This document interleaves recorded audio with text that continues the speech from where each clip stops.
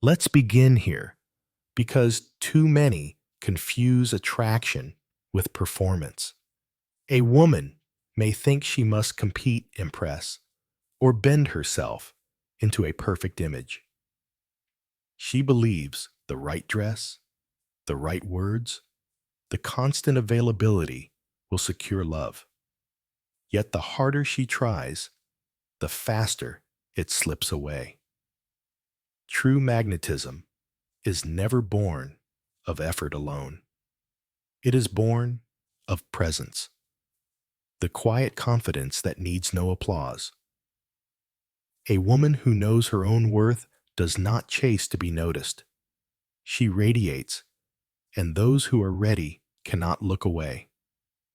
This is the deeper truth that has been forgotten. Before I continue, let me know where you're listening from in the comments. And if reflections like this resonate, don't forget to like and subscribe. Now consider the great illusion many live under. Society whispers that if you are chosen, you are valuable. If you are pursued, you are enough. But this is the persona speaking the mask created to win approval. Beneath it lies the shadow, the fear of being unseen, the wound of not feeling special. That wound drives endless proving and endless exhaustion. You give more hoping to be chosen, but in the end, you feel invisible. Carl Jung once wrote that until the unconscious becomes conscious, it will direct your life, and you will call it fate.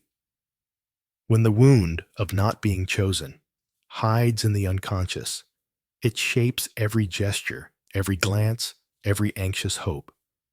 What feels like fate is often only a pattern, a repetition of the same silent demand: see me, choose me, make me whole. But the deeper path is different. Attraction is not about perfection. It is about alignment with the self. When a woman stands in her own essence, she becomes like a mirror reflecting not what others want to see, but what she truly is. That mirror does not beg for attention. It simply shines with clarity. Think of the quiet power of a lighthouse on a stormy coast. It does not chase the ships. It does not wave its arms or cry out to be noticed. It stands where it is steady and sure, and the ships turn toward it because they must. This is the image of authentic feminine presence. It is not louder, not brighter, not younger. It is rooted. This is where the story begins. To see the illusions clearly and to name the shadow that has been guiding in silence. To set aside the tired mask of striving and to step into the possibility that being chosen does not start with others at all. It begins within. There comes a moment in many lives when the illusion cracks. A woman gives her best. She offers her patience, her loyalty, her beauty, her care, and yet she feels invisible. She waits for the call that never comes. She watches as attention drifts elsewhere, and she begins to believe a silent lie that she is not enough. This wound runs deeper than she admits, for it touches the oldest fear within the human heart, the fear of abandonment. To be overlooked is not simply to be ignored. It is to feel that your soul has been weighed and found lacking. It whispers that no matter how much you try, no matter how carefully you perform, the recognition you long for will not arrive. Jung would call this the activation of the shadow, the part of the psyche that carries wounds, fears, and the unlived life. The shadow tells her that she must earn love by giving more of herself, and so she begins a cycle of striving that never ends. In this fracture, the persona grows heavy. The persona is the mask, the image we project to win approval. She polishes this mask until it shines always agreeable, always available, always willing to prove her worth. Outwardly, she seems composed. Inwardly, she feels exhausted and unseen. The tension between these two states is what begins to hollow her from within. Many of us know this feeling. It is the moment when you believe that your very presence is not enough to inspire love, so you must do something extraordinary. You must fix, impress, rescue, or compete. And yet the more you attempt to control love, the further it slips away. What should be natural begins to feel like labor. What should be flowing begins to feel like a test. This is the fracture. The wound of not being chosen is not a surface scratch. It cuts through layers of memory, touching the early experiences of being overlooked, misunderstood, or compared. Perhaps in childhood, she felt she had to earn affection through achievement. Perhaps she absorbed the silent lesson that her needs were too much. These impressions remain in the unconscious, and in adulthood, they repeat as patterns in relationships. It is here that many women confuse standards with demands. A standard is a quiet inner knowing I will not betray myself. A demand is a plea directed outward. Please see me. Please pick me. Please prove that I matter. One grows from self-respect. The other grows from fear. When standards fade into demands, the fracture widens. She begins to offer more than she receives. She stays longer than she should, and she accepts crumbs as though they were a feast. The tragedy of this stage is not only that she feels unseen by others, it is that she begins to lose sight of herself. Her own essence, the spontaneous laughter, the forgotten passions, the simple joys becomes buried under the weight of proving. She no longer asks what nourishes me, but instead, what will keep him interested. And in this shift, she sacrifices her own center. Jung often spoke of the loss of soul that occurs when we identify too completely with the persona. When a woman lives only for external approval, she slowly disconnects from the deeper self, the inner core that carries truth and vitality. The fracture is not just relational, it is existential. She feels as if life itself is draining meaning from her, as though she is living in a house where all the mirrors reflect only the expectations of others. Notice the symbolism here. In dreams, a broken mirror often represents a split in self-image. The reflection no longer matches the reality. The fracture of not being chosen is precisely this, a distortion between how she presents and what she feels. Outwardly, she may appear to have everything under control. Inwardly, she senses the hollowness. This mismatch is not sustainable. Eventually, the soul begins to protest. The protest often comes through exhaustion. She wonders why she feels drained after encounters. She wonders why silence feels unbearable, why waiting consumes her. She begins to notice the signs of anxiety in her body, tightness in the chest, restless thoughts at night, the constant pull to check for messages or reassurance. These are not signs of weakness. They are signals from the psyche warning that she is living against her own nature. The fracture also shows itself in repetition. Time and again, she may find herself with partners who do not choose her fully. She may attract men who are distant, unavailable, or half invested. Each time, she tells herself that if she only tries harder, the outcome will be different. Yet the story repeats because the unconscious pattern has not yet been faced.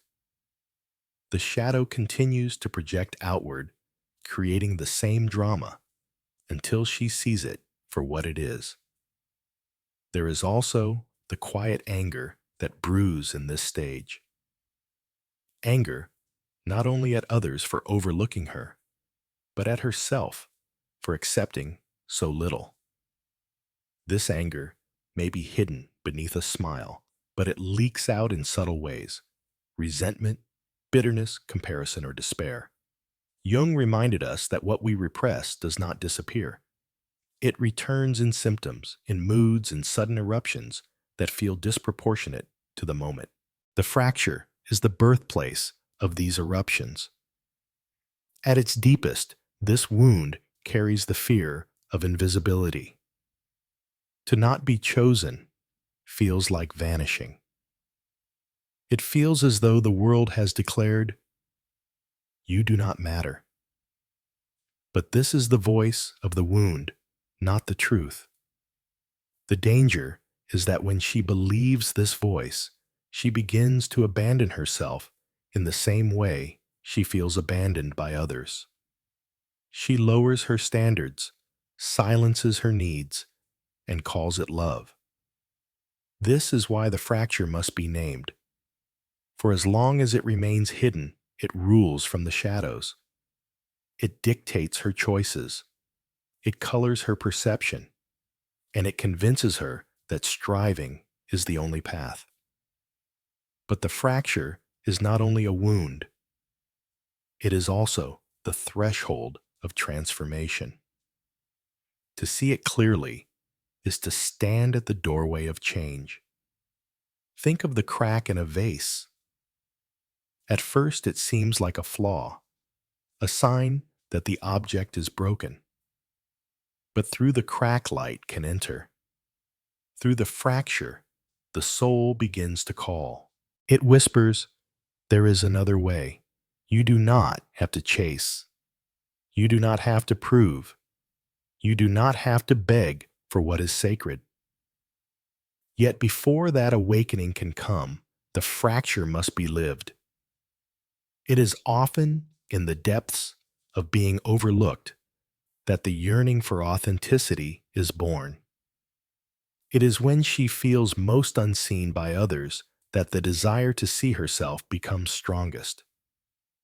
In this sense, the fracture is paradoxically a gift. Painful, yes, but also necessary. For without it, there would be no reason to question the mask, no reason to search for the self beyond the persona.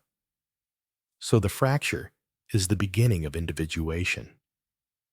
Individuation is the process by which the self becomes whole, by which the unconscious is brought into light, and by which a person learns to live not for the mask, but for the truth. The wound of not being chosen reveals the exact place where the work must begin.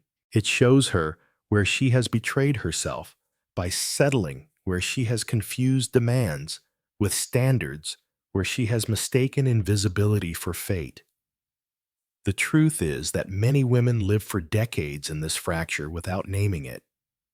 They carry the silent wound through marriages, through careers, through friendships. It shapes how they show up in every room. And yet, once named, the fracture becomes a map. It shows the precise location where healing can take place.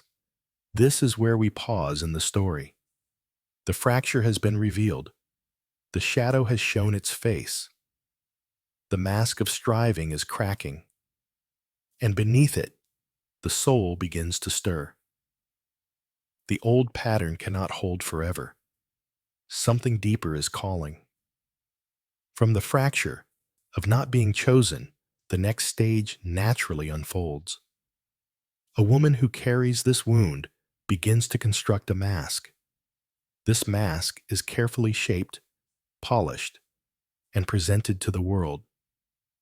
It is the persona, the image she believes others will approve of. She smiles when she feels weary. She offers when she feels empty. And she pretends to be unshaken, even when her heart trembles. Outwardly, she seems composed and desirable.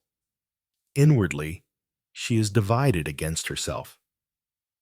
Jung described the persona as a necessary adaptation. We all need some form of it to live in society, to fulfill roles, to relate with others. But when the persona becomes fused with identity, when she believes she is nothing beyond the mask, the cost is great. For then the self, the deep core of truth and vitality, becomes hidden beneath layers of performance. She is no longer relating as she is, but as who she thinks she must be. The shadow grows stronger in this imbalance.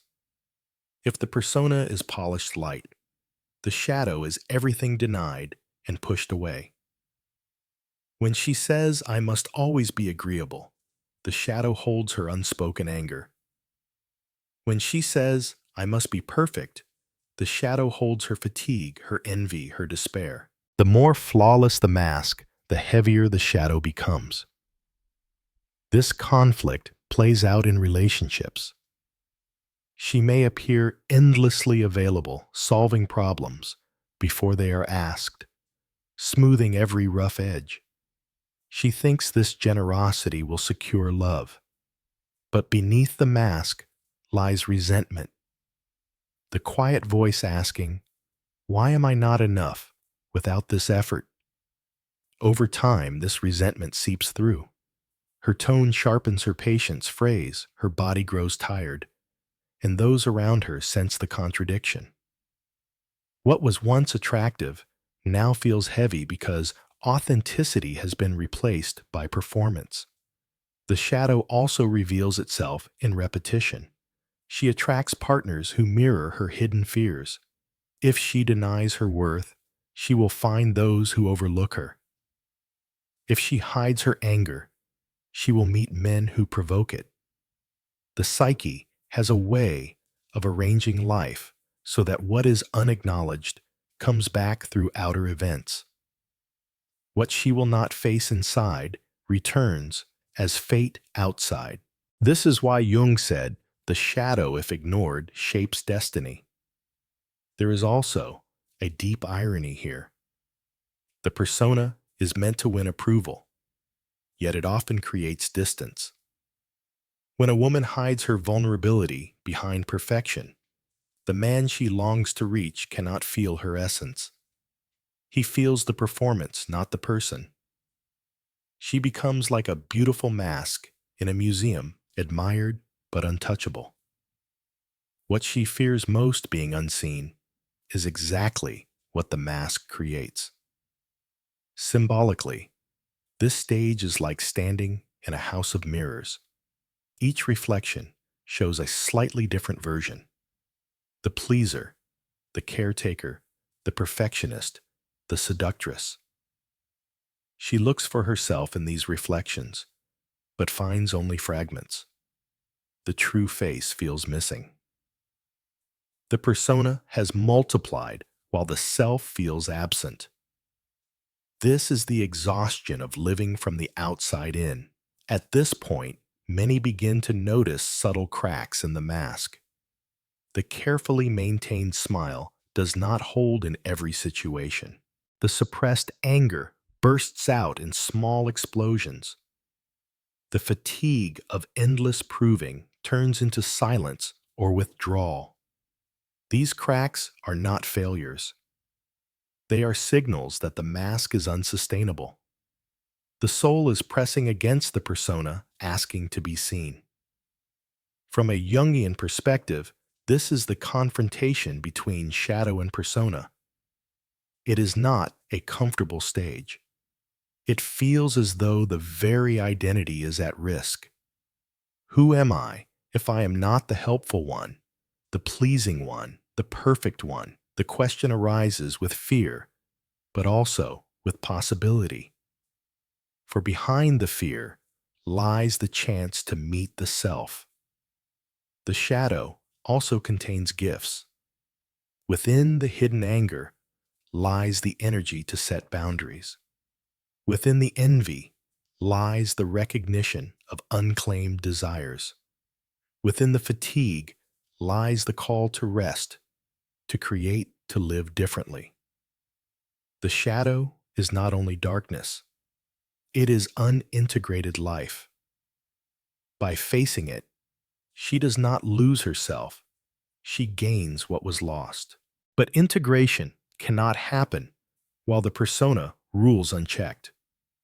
As long as she believes she must wear the mask at all times, she will fear her own depth. She will treat her shadow as an enemy when in truth it is a guide. The moment she allows even a glimpse of authenticity, something begins to shift.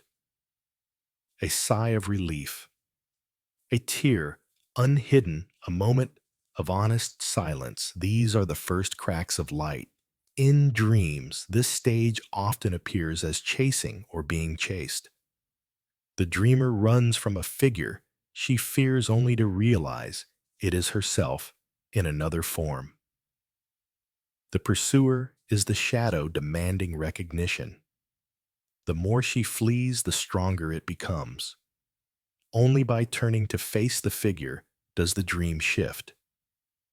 In the same way, life keeps presenting her with situations that mirror what she refuses to see.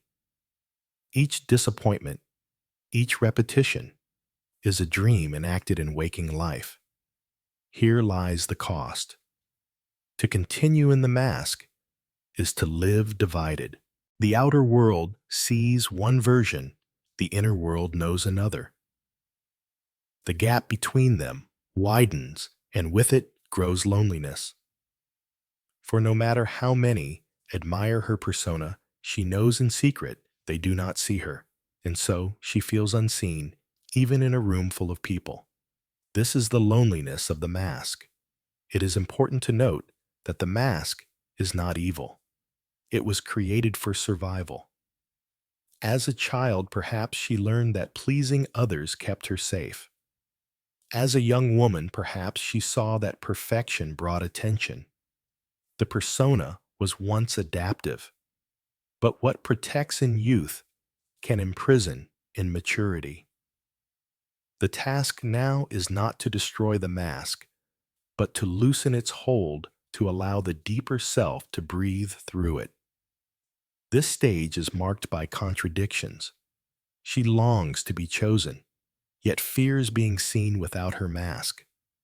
She seeks love, yet resents the effort it requires. She wears perfection, yet yearns for rest.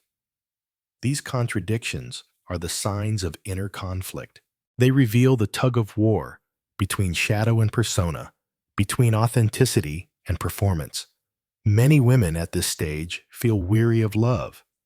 They say, "I have given everything and received nothing." But what they have given is often not themselves, but their persona. And what has not been received is not rejection of the true self, but rejection of the mask. When this truth is glimpsed, pain turns into clarity. The problem was never her essence, but the distance from it. Jung taught that individuation requires the courage to face the shadow and loosen the persona. This does not happen in one day. It is a gradual unveiling. Each time she admits a hidden feeling, each time she honors a buried desire, she steps closer to her own center. The mask cracks, but instead of breaking her, it reveals her. Think again of the image of the vase. In the fracture, we saw the crack as wound. In this stage, the crack widens into a doorway. Light passes through and through the opening. She begins to glimpse what was hidden. The shadow is no longer only threat. It is also invitation. So this stage, though painful, is sacred. It is the confrontation that makes transformation possible. Without the mask, she would never have survived. Without the crack in the mask, she would never awaken. Both were necessary, but now a choice must be made. Continue living as the mask, or begin the journey toward the self. This is the tension of opposites, the struggle between shadow and persona. It cannot be solved by more striving, more proving, more effort. It can only be lived through with honesty, patience, and reflection. For in the end, the very conflict reveals what has been missing, the authenticity of simply being as one truly is. And this realization prepares the way for the next stage. When the shadow is acknowledged and the mask begins to crack, the soul stands at the edge of awakening. The false self is weary, but the true self is stirring. The fracture that once seemed like loss is becoming the threshold of freedom. When the mask begins to crack, something new becomes possible. What once felt like failure is revealed as invitation. For behind the persona and the shadow lies a deeper presence waiting to be remembered. This is the moment of awakening, when a woman begins to turn inward instead of chasing outward, when she realizes that being chosen must begin with her choosing herself. At first, this awakening feels subtle, like the faint light of dawn. A quiet thought rises. I do not need to prove myself any longer. Though small, this thought carries immense power. It is the first step away from the endless struggle for validation, and the first step toward individuation, the process by which the self becomes whole. Individuation always begins with recognition of the false and the forgotten. The false is the mask that no longer fits. The forgotten is the deeper self that has been waiting in silence. When she recognizes both, she can begin to reclaim what has been buried. Jung called this the return of the self, the reuniting of conscious and unconscious. It is the turning point where she begins to see that her worth has never been dependent on another's gaze. Awakening is not about adopting a new technique or strategy. It is about surrendering to her own essence. Surrender here does not mean weakness or passivity. It means the courage to stop fighting against herself. It means releasing the compulsion to control outcomes and instead trusting that her authentic being is enough. This is why Jung often spoke of individuation as a reconciliation, a movement toward wholeness rather than conquest. Symbolically, this stage can be imagined as the opening of a door long locked. Behind it lies a garden, overgrown with weeds, but also filled with forgotten beauty. As she steps through, she remembers passions set aside, dreams postponed, and qualities once deemed too vulnerable. The act of remembering is itself a healing, for it restores connection to the sacred feminine, the inner presence that nurtures, creates, and radiates without needing to compete. This sacred feminine is not confined to gender. It is an archetypal force present in every soul, the capacity to receive, to be, to nourish. In women, it often takes the form of deep intuition, quiet resilience, and a capacity to inspire rather than to impress. When she awakens to this energy, she no longer imitates others. She no longer competes to be chosen. She simply becomes herself, and in that becoming attraction shifts. Consider the image of the lighthouse again. Before, she was like a frantic signal, flashing in all directions, desperate to be seen. Now, she becomes steady. She shines without effort, without demand. Ships notice not because she chases them, but because her presence cannot be ignored. This is the power of essence revealed. It is subtle, yet undeniable. In practical terms, awakening means she begins to live differently. Instead of abandoning her interests to follow another, she returns to what brings her alive. Instead of silencing her needs, she names them gently but firmly.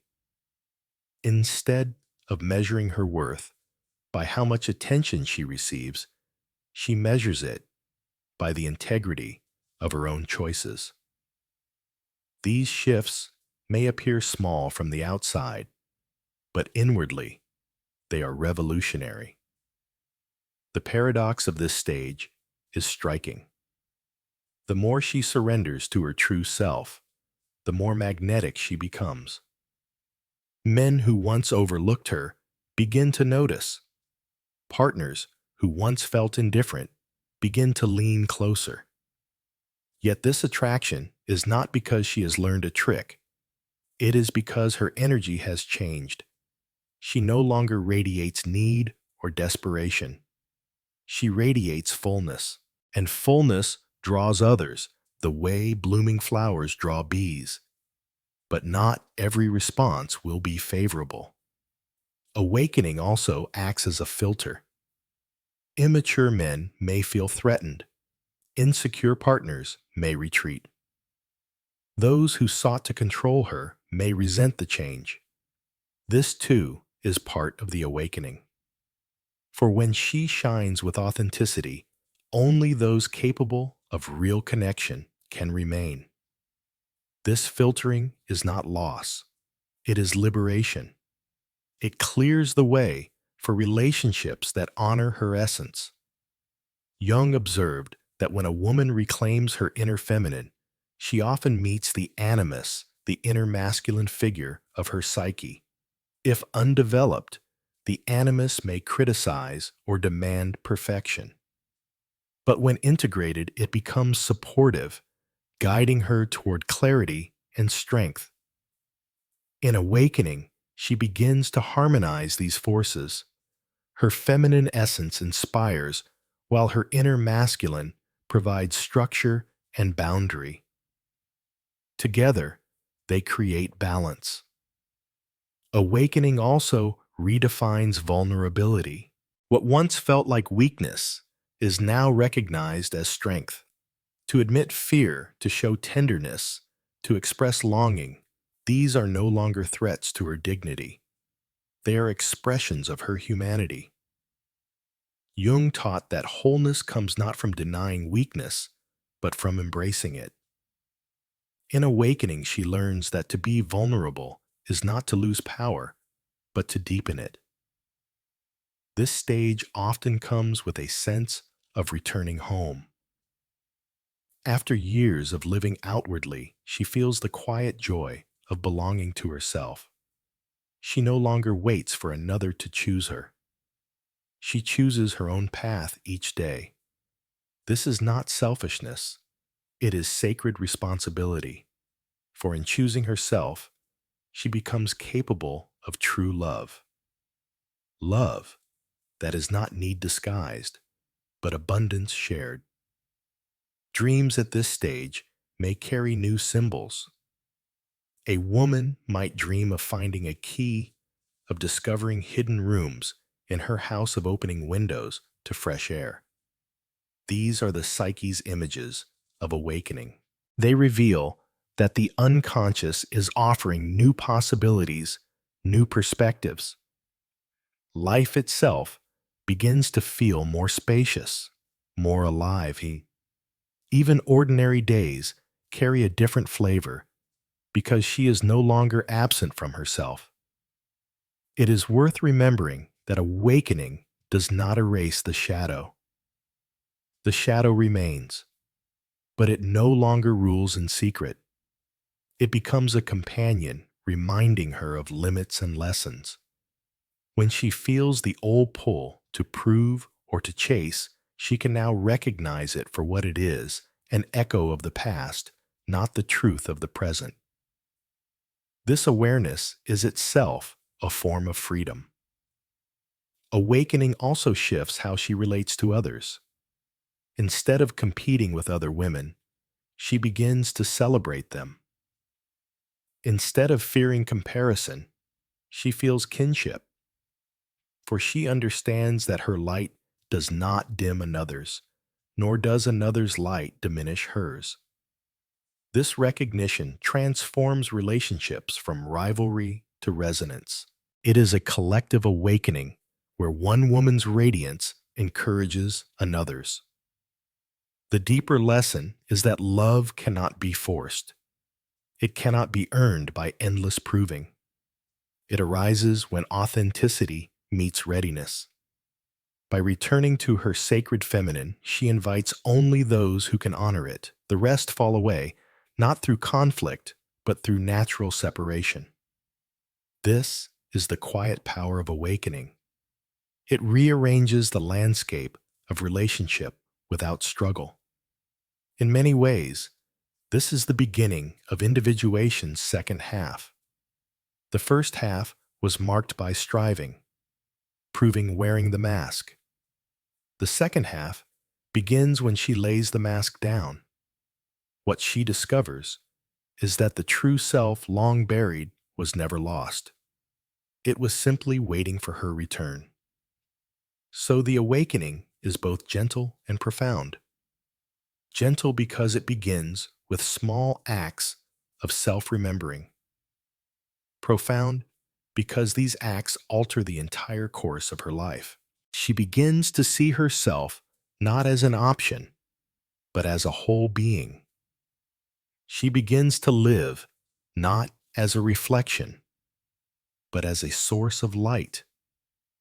And with this awakening, the possibility of transformation becomes real. The fracture that once wounded her now becomes the ground of growth. The mask that once hid her now teaches the value of authenticity. The shadow that once frightened her now points toward integration. All these threads weave together into a new fabric of being. This is the meaning of returning to the sacred feminine. It is not about becoming someone else, nor about adopting a new role. It is about remembering what was always there and allowing it to radiate without fear. In doing so, she becomes both vulnerable and strong, receptive and grounded, luminous and whole.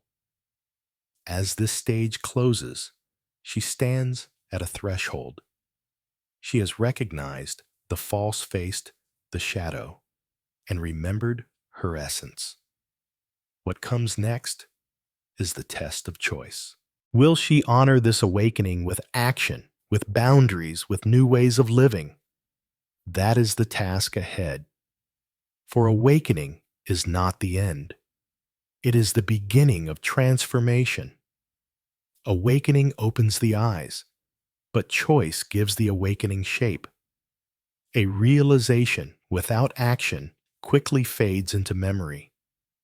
What transforms a life is the boundary set, the standard live the act of choosing differently.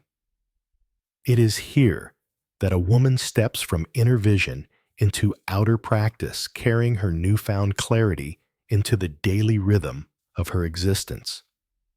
The most powerful act of choice is often the simplest letting go. Letting go of the chase of the need to be chosen, of the compulsion to prove. Letting go is not resignation. It is not defeat. It is the conscious decision to release what diminishes the soul and to honor what nourishes it. Jung reminded us that what you resist persists. By letting go, resistance softens, and life flows into new channels of meaning. Boundaries are the visible form of inner transformation. Without them, awakening remains only an idea. With them, awakening becomes embodied. A boundary is not a wall built against love. It is a door that allows only what honors the soul to enter. To set a boundary is to say, "This is who I am, and this is how I will live." Such a statement requires courage, for it risks disapproval. But without it, one remains trapped in the same repeating patterns that once caused so much pain. The paradox is that by letting go, she becomes more attractive. A woman who no longer clings radiates a quiet confidence. She does not demand attention. She does not bargain with her worth. She simply lives as whole, and wholeness is magnetic. It draws not because it seeks, but because it shines. Men sense this difference instinctively. What once seemed ordinary now feels extraordinary, for authenticity has a fragrance that cannot be imitated. Imagine the image of a bird once kept in a cage. At first, it sings to please its keeper. When the door opens, it hesitates, unsure of the sky. But once it takes flight, the cage is no longer necessary. The bird does not return to prove loyalty. It simply lives in freedom. The same is true for the soul. Once she has tasted life without chasing, without begging, she cannot go back to captivity. This act of letting go is not always dramatic. It can be as subtle as not answering every message instantly. It can be as steady as refusing last-minute invitations that disregard her value. It can be as bold as stepping away from relationships where she is treated as an option. Each act declares a truth. Love must be mutual, not extracted at the cost of her essence. Such choices shift the entire field of relationship. Insecure men may interpret her boundaries as rejection. Immature men may complain that she has become difficult. But those who are capable of genuine love respond differently. They step forward with respect, with consistency, with willingness to match her presence. Her boundaries act as a sieve filtering out what no longer serves her growth. Jung would say that individuation requires this kind of separation. To become whole, one must distinguish between the voice of the self and the demands of the persona. The persona seeks approval at any cost. The self seeks alignment with truth.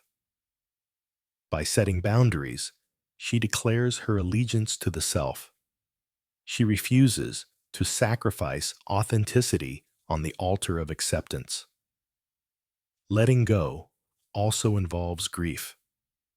To release familiar patterns, even destructive ones, is to lose something once tied to identity.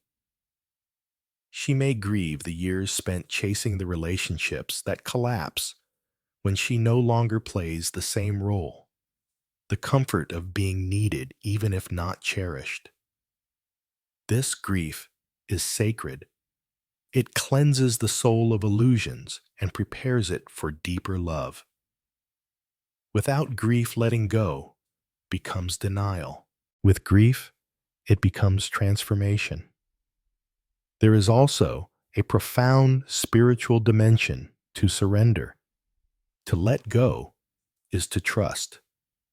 Trust that what is true will remain. Trust that what is lost was never hers to keep. Trust that her worth does not depend on being chosen, but on being real. Jung saw this as the movement from ego control to alignment with the self. The ego insists, "I must make this happen." The self whispers, "Allow what is true to unfold." In this stage, standards replace demands. Instead of pleading, Choose me. She quietly lives. I choose myself. Instead of tolerating crumbs, she honors fullness. Instead of bargaining, she trusts abundance. Standards are not shouted, they are embodied. And in their embodiment, they create a field of respect around her. Those who cannot meet these standards drift away. Those who can remain. The consequences of choice ripple outward. At work, she no longer accepts exploitation masked as loyalty. In friendships, she no longer tolerates dynamics that drain her. Within herself, she no longer silences the voice of her own needs. Each boundary strengthens the fabric of her being. Each act of letting go makes space for something truer to enter. Think of the garden, once overgrown with weeds. When she begins to pull out what no longer belongs, the soil looks bare at first. But soon new shoots emerge. Flowers bloom where before there was only tangled growth. The act of clearing makes space for beauty. In the same way, boundaries clear her life of distortion, making space for authentic love. This stage is often misunderstood. Many fear that boundaries will leave them alone, that letting go means losing all connection. But loneliness, born of self-betrayal, is far heavier than solitude born of integrity. To stand alone in truth is not emptiness, it is readiness. From this place, relationships formed will not repeat the old wound. They will be built on respect and reciprocity. It is also important to remember that letting go is not a single event. It is a practice. Each day presents small choices. Will I abandon myself to be approved of? Or will I honor myself even if it risks rejection? These small choices weave together into a new pattern of life. Over time, they form a stable identity rooted in authenticity rather than in masks. Jung spoke of individuation as the union of opposites. In this stage, the opposites of fear and trust dependence and freedom giving and receiving begin to find balance. She learns that she can love without losing herself, that she can give without emptying, that she can receive without shame. Boundaries create the structure in which this balance becomes possible. The image of fire is useful here. Without a boundary, fire spreads destructively, consuming everything in its path. With a boundary, fire gives warmth, light, and life. In the same way, love without boundaries consumes. Love with boundaries illuminates. By letting go of what distorts, she becomes capable of love that nurtures rather than depletes. At this point, something remarkable occurs. She no longer fears being unseen, for she has seen herself. She no longer fears being unloved, for she has learned to love herself. This inner certainty changes how she moves in the world. Her voice carries calm authority. Her presence feels grounded. Her choices reflect alignment. The old patterns no longer entice her, for they no longer define her. And so the act of letting go becomes the act of stepping into a new life. The cage has opened. The garden has been cleared. The mask has cracked, and the soul is beginning to lead. What remains is a life shaped by conscious choice. No longer driven by unconscious wounds, she walks in the direction of wholeness. This stage is not without struggle, but the struggle is different now. It is not the frantic effort to be chosen. It is the steady discipline of living true to self. The reward is equally different. It is not fleeting approval. It is lasting peace. Peace that comes from knowing she no longer bargains with her soul. And with this, the journey nears its integration. The boundaries have been set. The old patterns have been released. The choice to honor the self has been made. What remains is to see what life looks like when lived from this wholeness, when the self and the world meet without disguise. That is the task of the final stage, the closure and the lesson carried forward. When the journey reaches its end, what remains is not the memory of striving, not the echo of old wounds, but the quiet strength of integration. A woman who has walked through fracture, shadow awakening, and choice arrives at wholeness. She no longer asks, "Will I be chosen?" She knows the deeper truth. She chooses herself, and that choice changes everything. This closure is not about perfection. It is about alignment. The woman who once gave too much, who once hid behind a mask, now understands that love cannot be begged or bartered. Love is an exchange of presence, and true presence only comes from authenticity. When she lives in her own center, she attracts what matches her clarity and releases what does not. This transformation is universal.